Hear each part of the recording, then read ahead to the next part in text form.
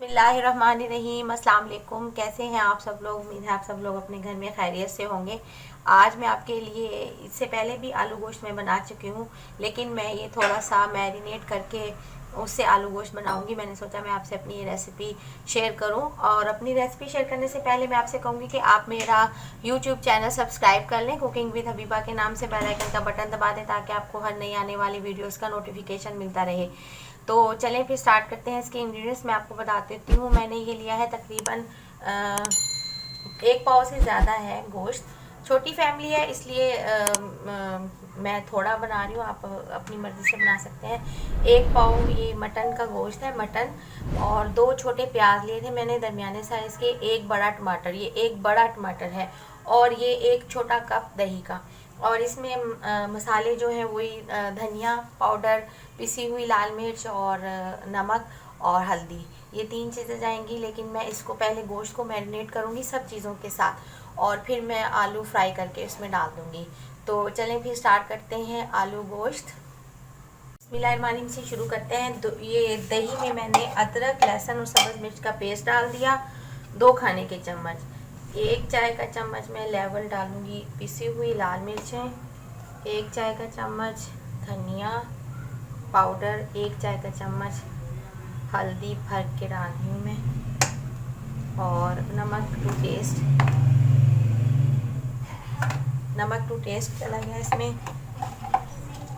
अब इसमें जाएगा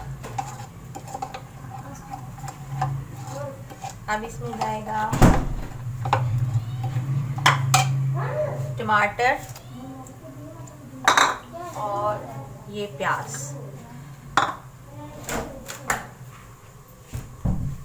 ये प्याज और टमाटर चला गया इसमें। और ये मटन जो मैंने लिया था 1 पाव, इसको मैं तकरीबन आधा घंटा रख दूंगी। आधा घंटा रख के और मैं फिर इसको पकाऊंगी। बस मैं आधा घंटा इसको रख देती हूँ। ऑयल गरम करके, थोड़ा सा ऑयल उसमें अगर आप डालना चाहें साबुत गरम मसाला, लेकिन वो शोरबे में अच्छा नहीं लगता, कि अक्सर लोगों को नहीं पसंद। बस आप ऑयल गरम करें और इसमें सब कुछ डला हुआ है, आपने इसको गोश्त को डालना है और पकने के लिए छोड़ दें जब तक ये गल जाए। मैं प्रेशर कुकर में पकाऊंगी, तो आपकी मर्ज़ी, आप वैसे पकाएं। बस ये रेडी है, इसको मैं तकरीबन आधा घंटा टाइम दूंगी। आलू गोश्त के लिए जो मैंने गोश्त मैरिनेट किया था उसको मैंने आधा घंटा मैरिनेट कर लिया। अब ये ऑयल में मैं इसको डाल दूंगी।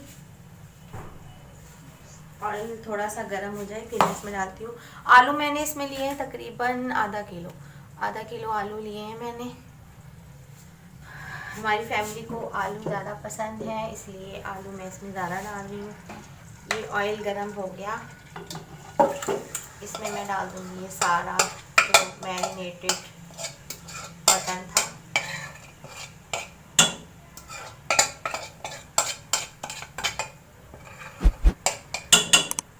बहुत ज़्यादा पानी डालने की ज़रूरत नहीं है, क्योंकि दही अपना पानी जो है वो छोड़ देती है।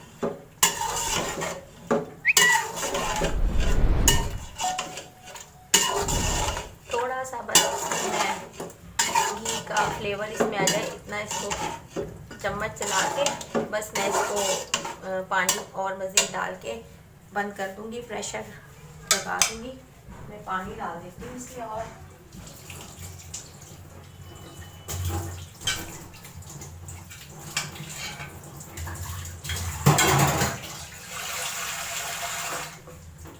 उसी डोंगे में पानी डाला है मैंने जिसमें मैंने मैरिनेट किया था। कोई चीज़ ज़ाया नहीं करनी चाहिए, अल्लाह ताला नाराज़ हो।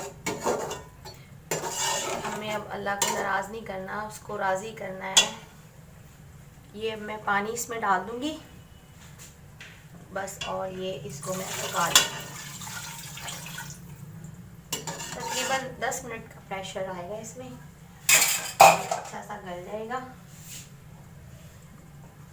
10 मिनट के लिए मैं इसको प्रेशर लगा दूँगी। गोश्त के लिए मैंने गोश्त को पकने के लिए रख दिया। प्रेशर कुकर की आवाज़ आपको आ रही होगी। अब मैं दूसरी तरफ मैंने कहा मैं जल्दी से रेडी कर लूँ। तो मैं अब इसमें ऑयल ले लिया मैंने, इसमें मैं डाल दूँगी आलूओं को ताकि इनमें फ्राई हो जाए और गल जाए और टाइम भी वेस्ट ना हो हमारा। फ्राई किए हुए आलू बहुत अच्छे लगते हैं। आलू गोश्त में किसी भी चीज़ में आप डालें ना, इस तरह हल्का सा फ्राई करके आलूओं को घी में या ऑयल में, तो मैं ज़रा सा फ्राई कर दूँगी।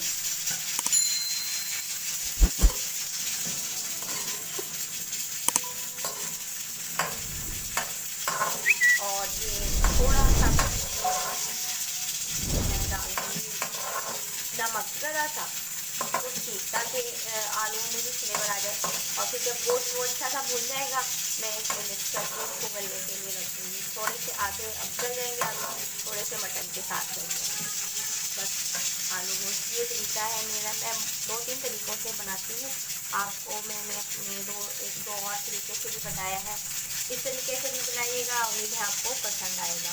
देखिए जो पानी गोश्त का था वो मैंने आलूओं में डाल दिया। मैंने समझदारी का सबूत दिया कि मैंने इसमें इसको मिक्स कर दिया और आलू अब गल गए हैं हमारे बहुत अच्छे से। अब मैं इसमें डाल दूँगी जो ये मैंने बोटियाँ निकाल के रखी थी, ताकि ज़्यादा गल ना जाए, इसलिए मैंने इसमें डाल दी थी। और आलू बहुत अच्छे गल गए हैं। सर्दियों के आलू है ना, तो कोई आलू बहुत ज़्यादा गल जाता है, कोई ज़रा थोड़ा सा खड़ा खड़ा रहता है, बड़े मुश्किल होता है इनको संभालना। बस अब मैं इसमें पानी डाल दूँगी, हल्का सा लाइट सी ग्रेवी करूँगी और बस ये आलू गोश्त हमारा रेडी है। सब्ज़ धनिए से मैं इसको गार्निश कर दूँगी। बस ये आलू गोश्त हमारा रेडी है। और जो मैंने गोश्त रखा था ना प्रेशर कुकर में पकने के लिए, तो उसका पानी बहुत ज़्यादा हो गया। मैंने उसकी बोटियाँ निकाली ताकि वो ज़्यादा ना मिक्स हो जाए। फिर मैंने ये जो शोरबा था उसका वो मैंने आलूओं में डाल दिया। अब ये आलू इसी में गल जाएंगे, फिर मैं इसको भून लूँगी। भून के फिर हल्का सा बोटियों को डाल के हल्का सा बस पानी गरम करके मैं डाल दूँगी, ताकि वो उसका जो गर्म पानी की वजह से उसका कलर ख़राब ना हो और आलू हमारे ख़राब ना हो। इसी में ये गल जाएंगे, इसी पानी में आलू भी गल जाएंगे और मैं इसे भून लूँगी अच्छे से। बस ये पक रहे हैं जी। अल्हम्दुलिल्लाह ये हमारा मटन का आलू गोश्त रेडी है। मैंने इसको थोड़े से मुख्तलिफ़ तरीके से आपके सामने बनाया। आप भी इसी तरह कभी कोई तरीका इसी तरह रेसिपी शेयर किया करें और बनाया करें, ताकि मुख्तलिफ़ फ्लेवर का आलू गोश्त आपको मिले। उम्मीद है आपको मेरी ये रेसिपी पसंद आएगी और आप इसे अपने घर में ज़रूर ट्राई कीजिएगा और कमेंट करके मेरी वीडियोस पर मुझे बताइएगा कि आपको मेरी रेसिपी कैसी लगी। मेरी वीडियोस को लास्ट तक देखा करें, ताकि आपको पता चले कि मैं अपनी रेसिपी आपसे कैसे शेयर करती हूँ। और मेरा यूट्यूब चैनल सब्सक्राइब कर लें, फेसबुक पेज भी ज्वाइन कर लें और दुआ में मुझे याद रखें। ओके जी, अपना ख्याल रखिएगा। Take care. अल्लाह हाफिज़।